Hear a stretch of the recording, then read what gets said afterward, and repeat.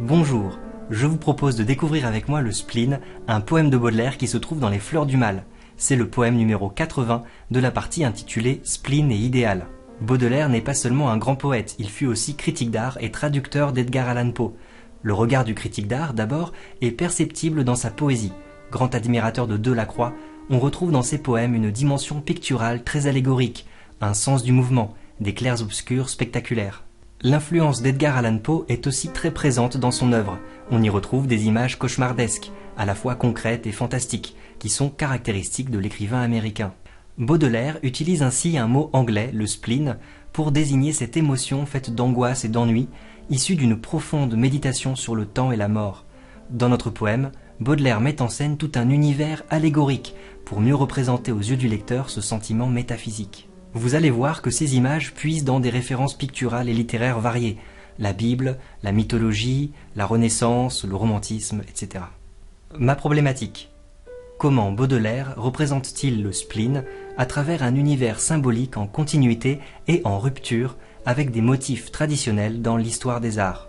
Nous allons faire ensemble un commentaire au fil du texte, mais voici quelques axes qui pourraient vous servir dans un commentaire composé. La tradition romantique du paysage état d'âme est renouvelée. Des images burlesques et fantastiques originales et inattendues. Une mise en scène avec des mouvements opposés qui illustrent un combat perdu d'avance. Le spleen ou la réinvention d'un sentiment entre l'angoisse et la mort. Un récit symbolique qui tente de rendre compte d'une émotion métaphysique.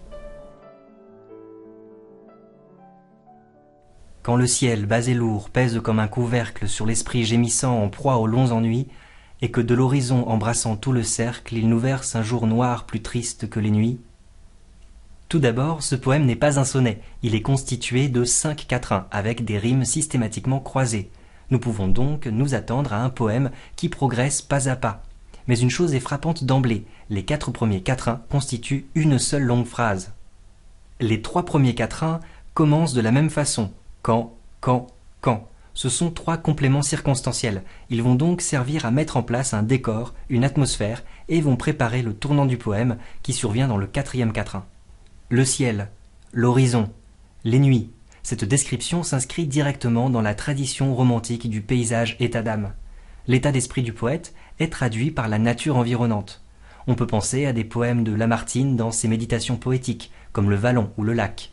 Mais vous allez voir que ce motif est utilisé pour mieux être détourné par Baudelaire. Autre référence importante dans ce poème, le cercle évoque les cercles des enfers. C'est une référence aux enfers de Dante. Ce poète italien du XIVe siècle imagine un voyage aux enfers, guidé par Virgile lui-même.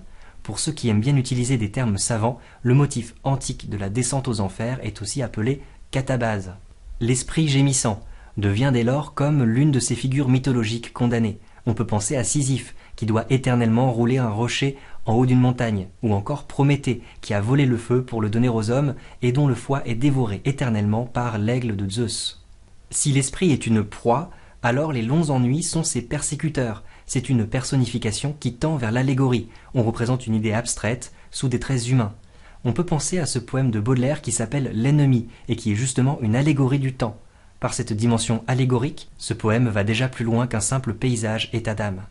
Quel est le temps employé? Le ciel pèse, il verse, c'est un présent de narration, utilisé pour raconter une histoire, mais c'est en même temps un présent de vérité générale.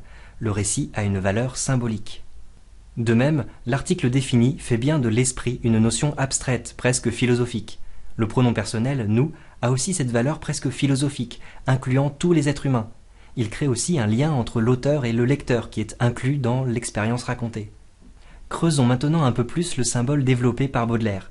Le ciel est métamorphosé en couvercle. Avec cet ustensile de cuisine, nous sommes loin des images majestueuses de Lamartine. Baudelaire renouvelle le topos romantique. Ainsi, les images utilisées sont étrangement concrètes. Le ciel est lourd, c'est une expression toute faite, banale, mais le verbe peser rend à cette image toute sa consistance. C'est ce qu'on appelle une catacrèse. On redonne toute sa force à une expression en la développant. Toutes les images sont originales du fait même de leur matérialité. Par exemple, le verbe verser file la métaphore commencée avec le couvercle. Tout se passe comme si nous étions à l'intérieur d'un réceptacle progressivement rempli d'un jour noir liquide. Si on continue à creuser cette image, le liquide est à la fois noir et triste. Il symbolise la mort. Le poète associe son lecteur à sa noyade dans un poison. Il est aussi intéressant de voir que le jour est opposé à la nuit de manière complètement paradoxale, dans une structure comparative. Plus triste que les nuits. Le singulier est opposé au pluriel, le jour équivaut à plusieurs nuits. Le temps se répète et s'allonge, cela permet au poète d'illustrer l'ennui. Les allitérations rendent ces images encore plus matérielles. On entend la fermeture du couvercle avec les allitérations en C. On entend le versement du jour avec les allitérations en L. On entend le gémissement de l'esprit avec les allitérations en S. Regardons maintenant le jeu avec les mouvements. Le jour est versé, c'est un mouvement vertical. Le cercle de l'horizon est embrassé, c'est une image horizontale. Vous allez voir qu'à travers ce poème, les deux mouvements sont sans cesse opposés. Ces difficultés à se mouvoir sont représentées par des effets rythmiques. Les adjectifs coordonnés, bas et lourd, créent un effet de longueur. Sur l'esprit, qui complète le verbe peser, est renvoyé au vers suivant, c'est un enjambement. De l'horizon est le complément du nom cercle. On devrait normalement avoir le cercle de l'horizon. Cette antéposition crée un effet d'attente. Quand la terre est changée en un cachot humide, où l'espérance comme une chauve-souris s'en va battant les murs de son aile timide et se cognant la tête à des plafonds pourris, la métaphore du premier quatrain est prolongée avec la métamorphose du monde en prison. Après le ciel, c'est la terre qui est changée en cachot. Il ne laisse aucun espace de liberté. Comme dans le premier quatrain, cette image est éloignée des topoi romantiques majestueux. Le lexique d'abord. Chauve-souris rime avec pourri. L'espoir n'est plus une colombe, elle n'est même plus un oiseau, mais un animal aveugle, associé habituellement aux vampires et aux ailes atrophiées. Contrairement aux ailes de géant de l'albatros, les ailes de la chauve-souris sont qualifiées de timides, du latin timeo, craindre. L'adjectif pourri renvoie à la mort. On peut penser ici au poème Une charogne. Dans ce texte, Baudelaire renouvelle le motif de la méditation sur la mort avec l'image très réaliste et détaillée d'un cadavre. La scène de la chauve-souris est d'ailleurs complètement décalée. L'espérance, avec une majuscule, est une allégorie qui se situe du côté du sublime, tandis que la chauve-souris, qui se cogne la tête, se trouve du côté grotesque. Je dirais même qu'on tombe dans le registre burlesque. Des thèmes comiques et familiers sont utilisés pour désigner quelque chose d'élevé et de sérieux. Les rythmes et les sonorités imitent ces propos. Le sujet chauve-souris est séparé de son verbe s'en va, avec un enjambement. Le participe présent, battant les murs, présente l'action dans sa durée. Avec les murs au pluriel, l'image est démultipliée, répétitive. L'allitération en P, occlusive et sourde, imite les battements de l'aile et illustre cette idée d'enfermement et de répétition. En plus, les assonances nasales en an et on sont étouffantes. Comme dans le premier quatrain, on retrouve ensemble les mouvements verticaux et horizontaux. Les murs créent un enfermement horizontal, tandis que les plafonds pourris empêchent l'élévation, qui est un thème essentiel chez Baudelaire. On peut mettre ce poème Spleen en opposition avec le poème Élévation, qui est du côté de l'idéal. Cela nous amène à voir le recueil des fleurs du mal comme un réseau de symboles. Les plafonds pourris constituent ce qu'on appelle une métaphore in absentia. Nous avons le comparant, mais pas le comparé. Que représentent vraiment ces plafonds pourris? Des blocages psychologiques?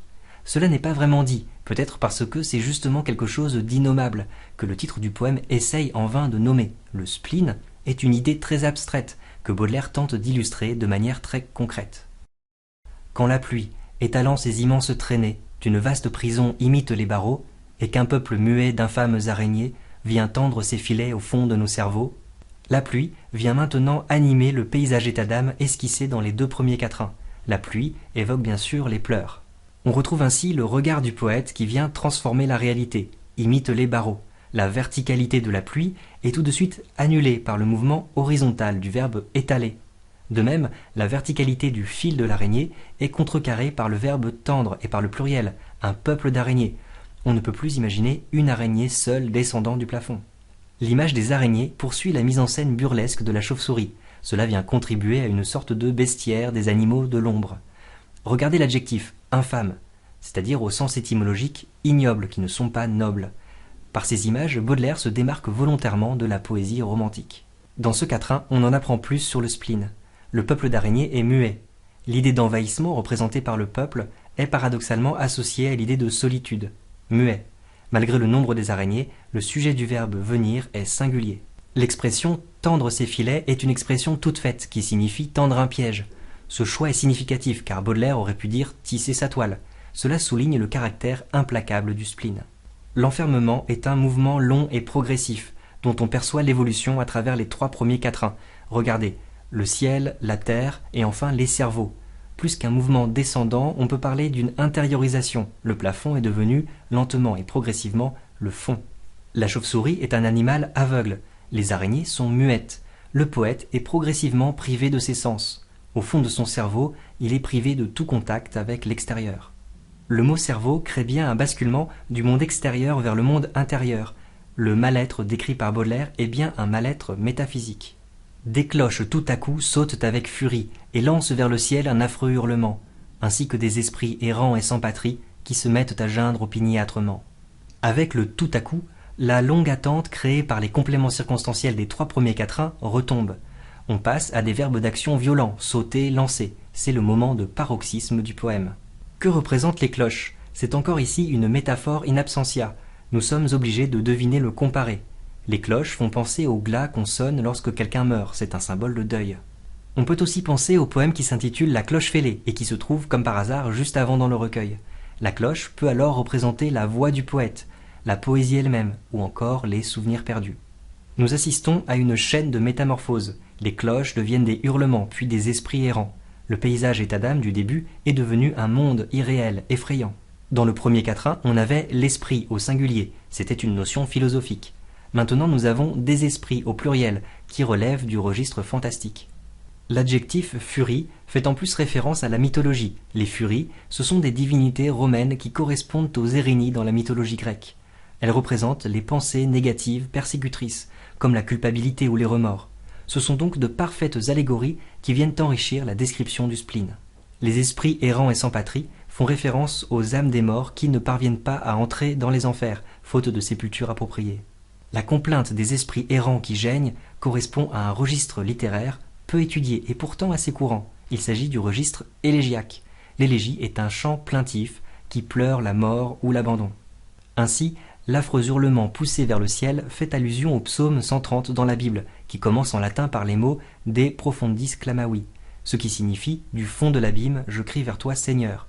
Le De profundis est traditionnellement un chant de mort et il a inspiré de nombreux musiciens. Mais c'est aussi le titre d'un autre poème des Fleurs du Mal. Baudelaire est décidément à la fois en rupture et en continuité avec des références littéraires et culturelles variées et fondamentales. Dans notre quatrain, la plainte est imitée par des assonances en i, renforcée par la métrique qui nous oblige à insister sur le i de l'adverbe opiniâtrement. C'est ce qu'on appelle une diérèse. Une voyelle toute seule compte pour un pied. Et de longs corbillards, sans tambour ni musique, défilent lentement dans mon âme. L'espoir, vaincu, pleure, et l'angoisse atroce despotique, sur mon crâne incliné, plante son drapeau noir. Les longs corbillards sont l'aboutissement de tout le processus d'enfermement du poème. Le ciel, l'horizon, qui sont devenus ensuite les murs, et les plafonds, sont maintenant des boîtes. On devine aisément que c'est le poète lui-même qui se trouve entre 4 planches. Dans ce dernier quatrain, il met en scène ses propres funérailles. L'allitération en « que » crée un effet de parallélisme entre les corbillards et le crâne. D'ailleurs, on peut parler de boîte crânienne. Mais cela renvoie aussi au couvercle du début. Le poème poursuit bien une logique de resserrement autour du poète claustrophobe. Le thème de la mort est ainsi fortement associé à celui de la solitude grandissante du poète. Le pluriel dans le premier vers devient un singulier à la fin, mon crâne incliné. C'est le seul moment du poème où le poète utilise la première personne du singulier, mon crâne. De même, sans tambour ni musique signifie qu'il n'y a personne à son enterrement. Le moment de paroxysme du poème, souligné par le son de la cloche, est maintenant passé. D'ailleurs, l'expression « sans tambour ni trompette » est habituellement employée pour décrire la retraite d'une armée vaincue. En effet, ici, le combat qui oppose l'espoir et l'angoisse est déjà terminé, comme en témoigne le participe passé.